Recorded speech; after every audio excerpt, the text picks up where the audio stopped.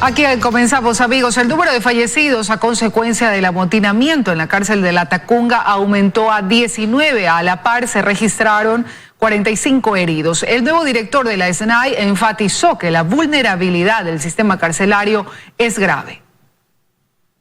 El número de internos fallecidos en el amotinamiento al interior del CPL Cotopaxi número 1 asciende a 19 fallecidos y 15 heridos. Así lo dio a conocer el gobernador de Cotopaxi. Lamentablemente murieron el mismo día miércoles cuando se dio los incidentes. Recién el día de ayer en la noche se pudo acceder a esos sitios para poder hacer la extracción respectiva de los cadáveres, pero no es que se han suscitado nuevos hechos de violencia, sino que fueron fruto lamentablemente de la violencia indiscriminada del día miércoles. El presunto PPL responsable de la agresión sexual a una mujer policía fue encontrada sin vida al interior de su celda este día viernes. Hay una persona que presuntamente se ha suicidado. Se presume que efectivamente la persona fallecida corresponde a ser el agresor de la sargento de la Policía Nacional. Hasta el momento, 87 privados de la libertad han sido recapturados en los diferentes operativos.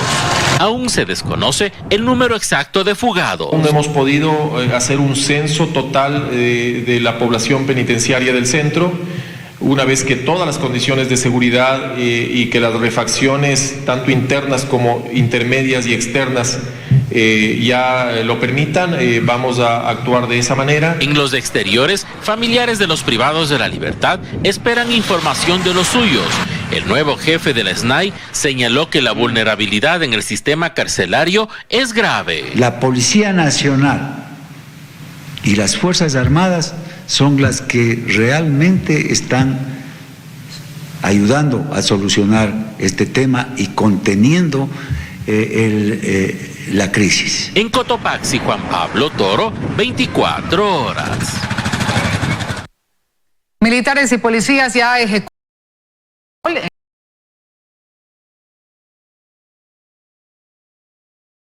a Cintia Viteri para acordar acciones que fortalezcan el combate contra la inseguridad ciudadana. Tal y como lo dispuso el presidente Guillermo Lasso en los exteriores de las cárceles del país, desde este viernes hay presencia militar. Temprano en la mañana, en el marco del estado de emergencia en el que fue declarado el sistema penitenciario, personal de las Fuerzas Armadas llegó a los 37 centros de privación de libertad que en el país hay, para encargarse del primer filtro de seguridad. Estas imágenes, por ejemplo, corresponden a la cárcel de Machala, donde miembros del Ejército Nacional incluso hicieron operativos en calles aledañas. Nos encontramos realizando un control de armas y explosivos por su propia seguridad, colabore bajando el vehículo.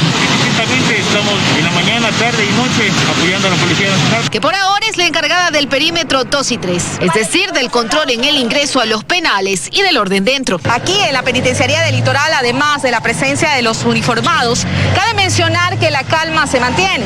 Esto luego de los amotinamientos registrados. No han habido más novedades. Constantemente se hacen requisas en pabellones y celdas para evitar que la calma otra vez se pierda. Al tiempo que Fausto Cobo, titular del Servicio Nacional de Atención Integral a Personas Adultas Privadas de Libertad, junto a otras autoridades, trabajan en las metas que a mediano y largo plazo esperan alcanzar. Eso es tener el control de las cárceles y un verdadero sistema de rehabilitación social. Y para la par ir trabajando también en recuperar la seguridad ciudadana. La ministra de Gobierno, Alexandra Vela, ya trabaja con los gobiernos autónomos descentralizados para intervenir coordinados. Este viernes sostuvo una reunión con la alcaldesa Cintia Viteri. Estamos interesados en que se realice un trabajo de manera coordinada, que nos encontremos en el proceso y que podamos dar resultados que mejoren la seguridad de todos los ecuatorianos. Para alcanzar la meta, el municipio de Guayaquil se comprometió a donar más cámaras de videovigilancia. De 2.000 cámaras que tenemos en el 911, nuestra aspiración es tener 15.000 más. ¿Para qué? Para tener reconocimiento facial de las personas que han cometido delitos. También vamos a invertir en vehículos 63 por lo pronto, que van a recorrer los corredores comerciales. El municipio de Guayaquil en 2 años ha invertido $24 millones para aportar al combate contra la criminalidad. Luisa María Heredia, 24 horas. Y la situación carcelaria nuevamente es motivo de debate en el legislativo.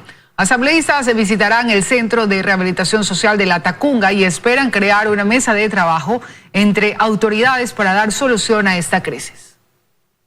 Estas 3 legisladoras impulsan acciones desde la Asamblea para encontrar una solución a la situación penitenciaria. Proponen una mesa técnica entre el Legislativo, el Consejo de la Judicatura y el Ejecutivo.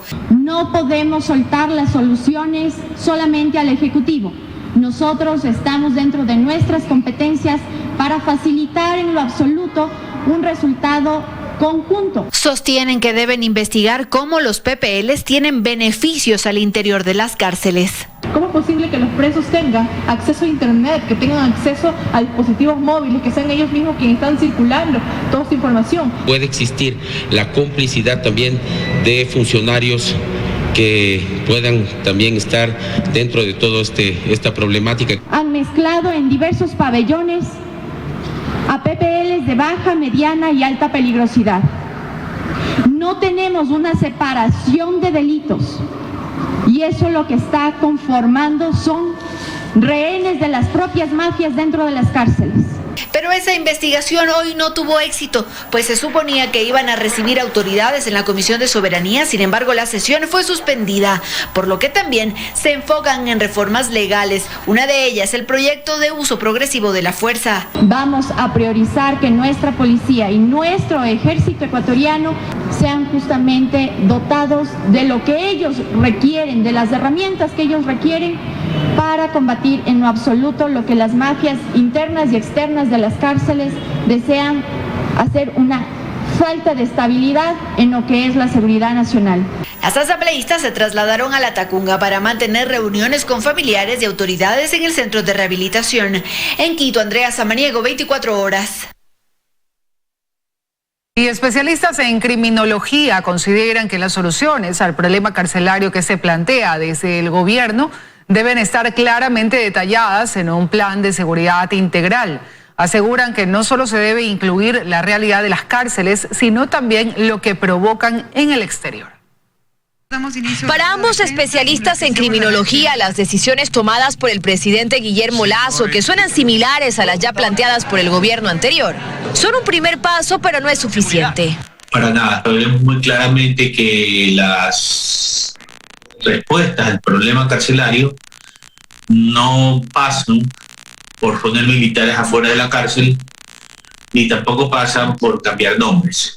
Esto tiene que ser una política de Estado, no tiene sentido hacer lo mismo y esperar resultados diferentes. Alexandra Mantilla es especialista en analizar perfiles criminales y explica que es imposible solucionar el problema sin un plan que incluya lo que está pasando también en el exterior de las cárceles. Porque mientras dentro se está tratando de pelear por una zona, por una hegemonía de poder, fuera se están peleando las zonas propiamente de microtráfico, las zonas donde se venden armas, las zonas donde están las personas que tienen los contactos con cárteles. Entonces, vea usted que es un trabajo tanto interno como externo. Solo horas después de los asesinatos producidos en la penitenciaría de Guayaquil y en Cotopaxi, se dieron al menos 3 crímenes en Guayaquil y en Durán.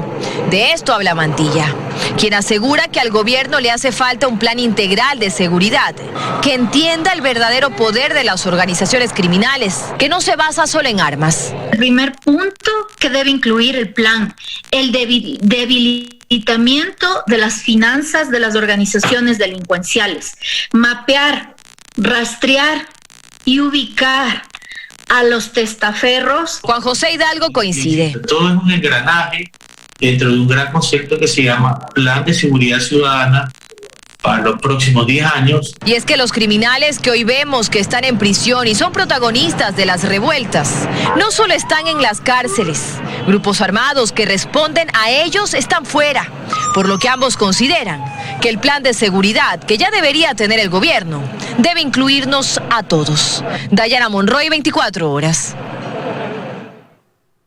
El legislador independiente Eitel Zambrano presentó una queja en contra de la asambleísta Rosa Cerda de Pachacútec por sus declaraciones en una convención de su partido en la provincia de Napo.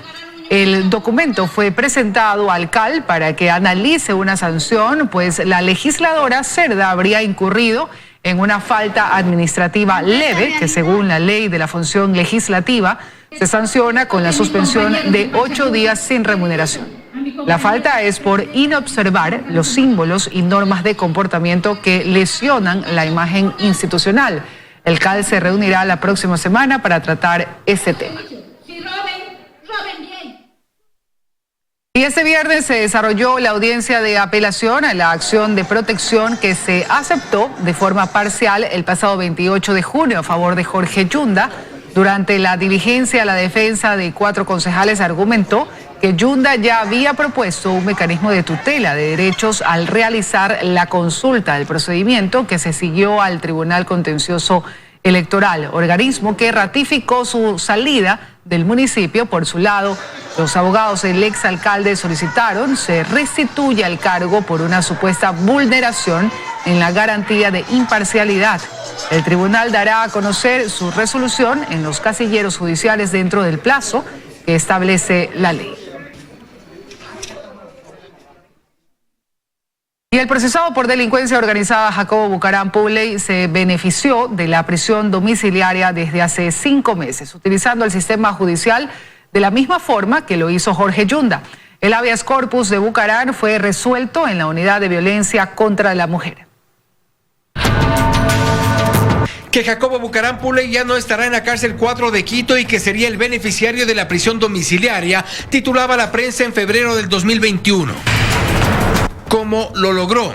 Utilizando el mismo ingenio del exalcalde de Quito, Jorge Yunda, Jacobo Bucaram Puley ingresó a la acción de habeas corpus por sorteo bajo el nombre de pago de honorarios y a través de la unidad de violencia contra la mujer en Quito. El caso llegó a manos del juez de violencia Esteban Calderón y el 23 de febrero en la tarde la decisión estaba tomada. Bucaram a casa. No obstante, el caso que terminó con un procesado asesinado en prisión, su supuesto socio aún en la cárcel y los agentes de tránsito de la capital que reconocieron el delito pagando su condena, ha ofrecido algunos beneficios al personaje que aparece en los audios y videos de la negociación. Tras el favor del juez de la unidad de violencia, la Procuraduría General del Estado apeló la decisión. De ahí que la Corte Provincial de Pichincha el pasado 6 de abril declaró la nulidad de lo actuado por el juez Esteban Calderón. En suma, el juez actuó sin ser competente, solo se le llamó la atención y desde entonces Bucaram debió regresar a prisión. Lo cierto es que el caso se ha dilatado por nuevos recursos de la defensa de Bucaram y mientras está en su casa, se ha convocado a la audiencia de apelación para este lunes 26 de julio. Y es que el proceso por delincuencia organizada había sido declarado nulo por parte de la jueza Verónica Medina y este lunes Fiscalía intentará evitar que el caso quede en nada. La decisión estará a cargo de los jueces Patricio Vaca, Ana Célida Burbano y Miguel Narváez. Contactamos al abogado de Jacobo Bucaram, pero no tuvimos respuesta. En Quito, Fausto Yepes, 24 horas. En 2008, la Contraloría, al mando de Carlos Polit, desvaneció una glosa por $8.7 millones a favor de Galo Chiriboga. El hecho ha sido denunciado por la Comisión de Fiscalización, que convocó al exfiscal a comparecer. Sin embargo, Chiriboga prefirió excusarse. Más allá del juicio político contra el excontralor Pablo Celi, la Comisión de Fiscalización de la Asamblea Nacional empieza a desnudar lo que dicen por años ha sido un secreto a voces. En la Contraloría operaba una estructura dedicada al desvanecimiento de glosas, a cambio de comisiones y favores. Uno de los últimos elementos recabados por la comisión es este informe del organismo de control, que data de marzo de 2011, en tiempos de Carlos Polit. En él se resuelve desvanecer una glosa de $8.710.000 en favor de 5 exmiembros del directorio de Petroecuador. En esa lista, Galo Chiriboga, como expresidente del directorio de la estatal petrolera. Ese monto habría sido el perjuicio generado al Estado ecuatoriano en el proceso de adjudicación de un nuevo contrato para el suministro de 2,6 millones de barriles de nafta de alto octano, que fue adjudicado a la compañía Glencore, con un diferencial de $4.31. Proceso que se realizó en vez de renovar con la misma compañía, manteniendo el diferencial de 96 centavos, que se había establecido como precio justo. Por lo expuesto, Chiriboga fue llamado a la Comisión de Fiscalización, pero se excusó. A través de este oficio enviado el pasado 21 de julio, Chiriboga explica: Se me pide informar acerca de la responsabilidad solidaria establecida por la Contraloría, mencionando 2 números de unas supuestas glosas, en las cuales no se determina la fecha, el caso, los supuestos responsables. Por consiguiente, me es imposible referirme a hechos que están fuera de mi ámbito de conocimiento.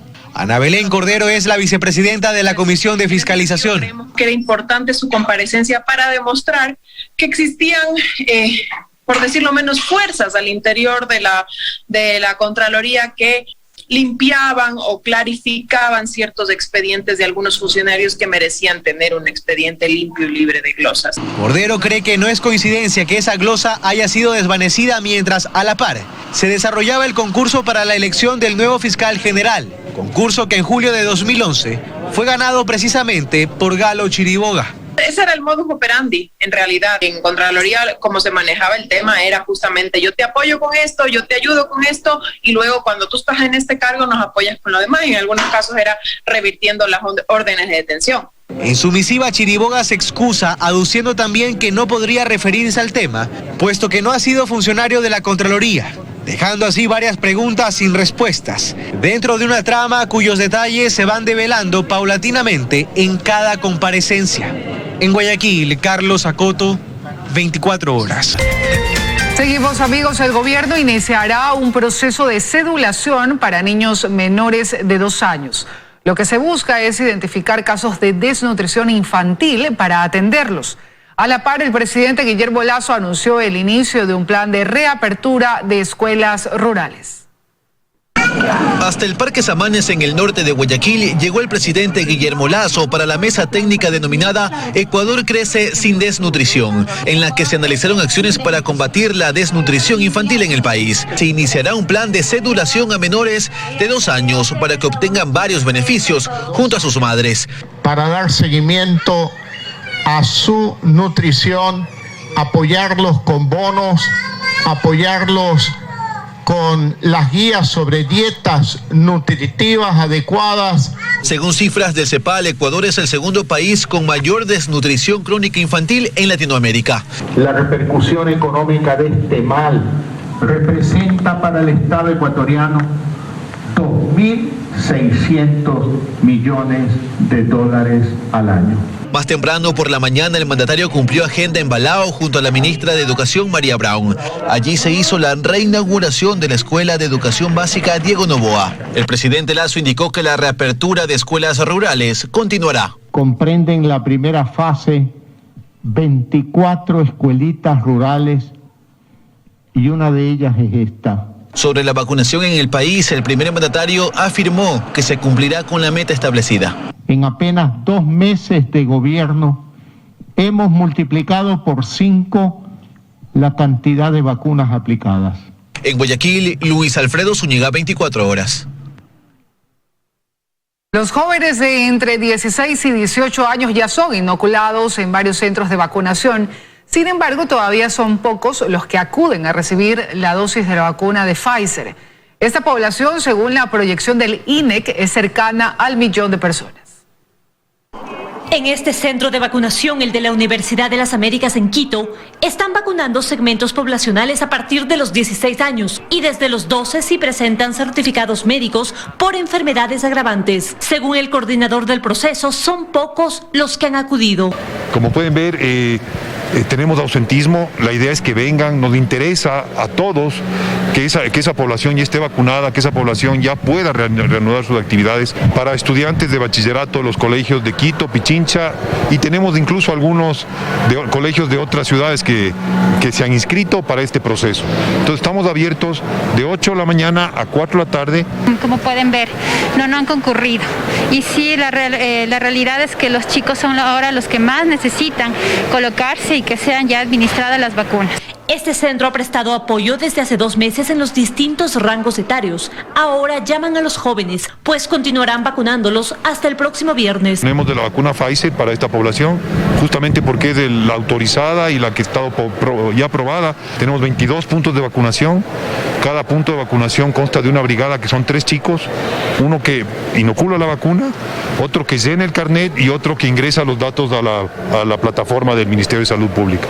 Y esto hace que el proceso sea muy ágil. Quien sí acudió al llamado fue Sebastián. Él tiene 15 años y finalmente recibió la primera dosis de la vacuna, algo que valora porque en su hogar ahora ya están todos vacunados. Además por la salud de mis papás. ¿Sentías que eras un riesgo tal vez al no estar vacunado todavía por ellos? Sí, a veces. ¿Y ellos ya están vacunados? ¿Completaron sus dosis? Sí, ellos ya se vacunaron hace 2 semanas por ahí. Siento que es algo mejor para todos. Como saben, todos estamos, primero empezaron de mayores y ahora menores, entonces me parece bien. Hay varios centros que inocularán a los jóvenes. Está la Universidad San Francisco de Quito, que el sábado y domingo vacunará entre las 9 y las 17 horas a estudiantes a partir de 16 años y a sus padres que no han sido vacunados. La población joven en Ecuador, según la proyección del INEC entregada al Ministerio de Salud Pública, es de 972.084. De 16 años hay 327.453 adolescentes, de 17 años son 324.116 y de 18 años 320.515. Mientras tanto, el cronograma sigue. Este 23 de julio se vacunan personas de 35 y 34 años según su cédula. En Quito, María Gracia Costa, 24 horas. Y Ecuador ha aplicado más de 9 millones de vacunas contra el COVID-19 entre primeras y segundas dosis. El proceso de inmunización se acelera y el Ministerio de Salud amplía el rango etario de vacunación. Washington llegó este viernes a un punto de vacunación junto a sus 2 hijos de 15 y 16 años. Todos ellos iban a recibir su primera dosis de la vacuna contra el coronavirus. Bien, porque los niños también se contagian, no solamente a las personas mayores, sino a los niños. Entonces, confiado que estamos con una buena vacuna. A Patricia y a su hijo Matías, de 13 años, los encontramos ya en la sala de espera. Minutos antes, él también había recibido su vacuna contra el coronavirus. Sí, ya quieren regresar al colegio, entonces está desesperado, por eso vinimos hoy a vacunarlo. Aquí también encontramos a Julio César. Él acompañaba a su hijo de 15 años también para ser vacunado. Un poco más tranquilo, sabiendo que igual hay que seguir cuidándose debido a tema de la nueva variante Delta, pero es una protección adicional, ¿no? El pasado miércoles, el Ministerio de Salud Pública habilitó para que los menores de 12 años con enfermedades agravantes puedan recibir también su vacuna contra el coronavirus. Pero los padres de los menores de edad o sus representantes deben llevar certificados que demuestren la condición de salud del adolescente. Otro requisito es la presentación de la cédula de identidad del menor, lo que permitirá confirmar su edad. Joana Ramos, 24 horas. El Ministerio de Gobierno lanzó el mapa interactivo de los delitos de trata de personas y tráfico ilícito de migrantes, una herramienta que se alimenta en tiempo real de datos estadísticos y además permitirá tomar acciones para frenar estos delitos. En el marco del Día Mundial contra la Trata de Personas, que se conmemora cada 30 de julio, el Ministerio de Gobierno, en colaboración con la Oficina de las Naciones Unidas contra la Droga y el Delito, realizó el lanzamiento del mapa interactivo de los delitos de trata de personas y tráfico ilícito de migrantes. A partir de este viernes, a través de la página www.trataytrafico.gov.es, la ciudadanía podrá acceder a la información estadística de estos delitos. Esta herramienta se alimenta en tiempo real de los datos almacenados en el registro de casos. Tiene una gama de colores que representa la incidencia del delito que estamos filtrando en la provincia identificada. Podemos conocer quién es la víctima o quién es el victimario. Según cifras que maneja la Oficina de las Naciones Unidas contra la Droga y el Delito, desde 2013 se han reportado más de 350.000 víctimas de trata de personas y tráfico ilícito de migrantes a nivel mundial. Solo en el 2020 se lograron identificar 140 víctimas de trata de personas en el Ecuador. Pero esto no es una cifra real porque sabemos que siguen muchas víctimas aún sin identificar, lo cual exige que se refuercen las acciones. De acuerdo a la Policía Nacional, en lo que va del año se ha logrado recuperar 25 personas víctimas de trata con fines de explotación sexual. Este jueves, en el operativo Impacto 607, se logró socorrer a 2 víctimas de trata de personas para explotación laboral. Eran captadas ofreciéndoles mejoras en sus condiciones económicas y eran transportadas al hermano país de Colombia. Tal como lo establece este mapa interactivo, el 90% de las víctimas son de género femenino, con edades que van de 12 a 17 y de 18 a 29 años. En Quito, Daniela Valencia, 24 horas. 2 toneladas de cocaína fueron incautadas en el cantón Durán, provincia del Guayas, durante un operativo policial y también de fiscalía. La droga fue hallada en contenedores de pescado congelado, cuyo destino era el puerto marítimo de Guayaquil. Además, el alcaloide decomisado se logró detener a 4 personas. Se incautaron 4 cabezales de un vehículo. La Fiscalía informó en redes sociales que los 4 detenidos fueron puestos a órdenes de la justicia. Ellos serán trasladados hasta la unidad judicial del cantón para la audiencia de flagrancia. Este 25 de julio, Guayaquil conmemora los 486 años de su fundación. El puerto principal se caracteriza por su agitado movimiento comercial, por su contraste y por lugares icónicos como cerros y malecones. Nos enlazamos con Luis Alfredo Zúñiga para más información de nuestra perla del Pacífico. Adelante, Luis Alfredo. Así es, Diana, muy buenas noches. A esta hora me encuentro en la Plaza de la Administración en el centro de la ciudad, que se muestra iluminada por los 486 años de fundación de Guayaquil. Durante el fin de semana serán varios los actos que se llevarán a cabo, incluyendo la sesión solemne a realizarse en la Plaza Colón la noche del domingo. A propósito, también les vamos a presentar un homenaje a la Perla del Pacífico, realizado por nuestro compañero Carlos Acoto. La recorremos con prisa porque el tiempo apremia. Y por eso quizás a veces no nos detenemos a ver a esa urbe que conjuga épocas en su arquitectura, que con recelo cuida parte de lo que queda de su pasado, pero que atrevida se abre paso también hacia el futuro.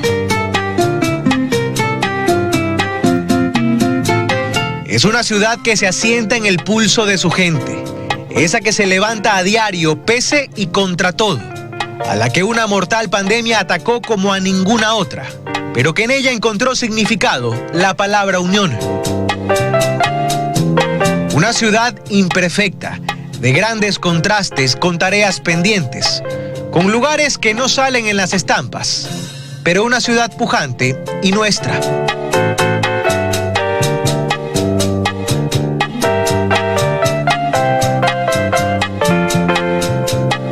Una urbe al pie de la ría que se alza infinita y que nos recuerda que así de grande es su historia y que ahí empezó.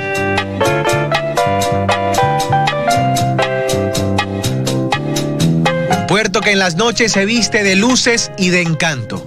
Vigilada desde arriba, desde un cerro convertido en altar. Es Guayaquil, la ciudad del cerro, de la ría, del puerto.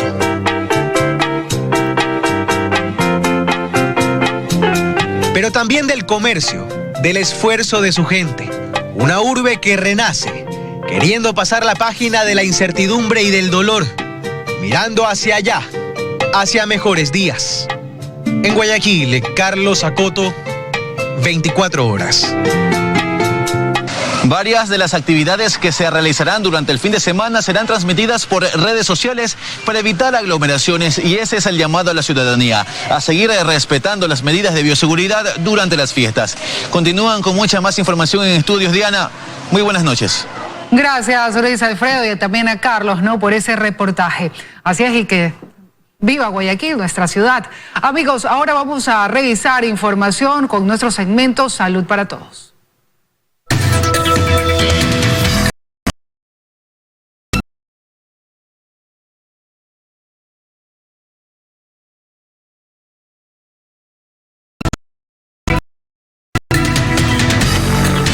Hola amigos, muy buenas noches, bienvenidos nuevamente a su segmento Por tu Salud. Soy el doctor Esteban Ortiz y hoy vamos a hablar sobre la sintomatología relacionada a la vía respiratoria superior, es decir, boca, oídos y nariz. Todo esto asociado a la enfermedad de COVID-19. Para eso, pues nosotros hemos invitado a nuestra colega y amiga, la doctora Valeria Barreto. Ella es especialista en otorrinolaringología, para que nos explique lo relacionado a este tema. Bienvenida, Valeria, cuéntanos cuáles son los síntomas y signos principales de la COVID-19 en relación a la otorrinolaringología.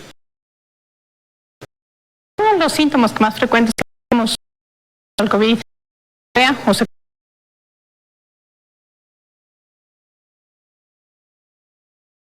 y también cambios en el gusto como disgeusia o ageusia. raros, ¿no? Porque creo que no hay enfermedades que pierde el olfato, el gusto. ¿Qué es esto de la anosmia y la geusia? ¿Cuál es que el virus hace que yo de repente deje de oler o que los alimentos me sepan raro o que tal vez inclusive no sepan nada? Bueno, lo que tenemos que saber es que el virus va a las células que están en nuestro centro olfatorio, causan daño y lo que ocasiona que nosotros dejemos de percibir ciertos olores. En relación a la disgeusia o ageusia, es la pérdida de la capacidad de nuestras papilas gustativas en la lengua, lo que ocasiona que perdamos el sabor, lo salado, lo dulce, lo amargo de ciertas comidas. Excelente. Y muchas personas al final de la enfermedad nos preguntan, ¿cuándo me voy a curar? Porque parecería que estas personas no recuperan el olfato tan rápido o esta sensación rara del gusto. ¿Qué podemos decirles del pronóstico para su futuro, para que ellos entiendan qué deben hacer, cómo deben cuidarse y cuánto tiempo les podría durar estas molestias? Bueno, en relación al pronóstico es un poco difícil. Se ha establecido que es alrededor de 6 a 12 meses lo que pueden permanecer los síntomas.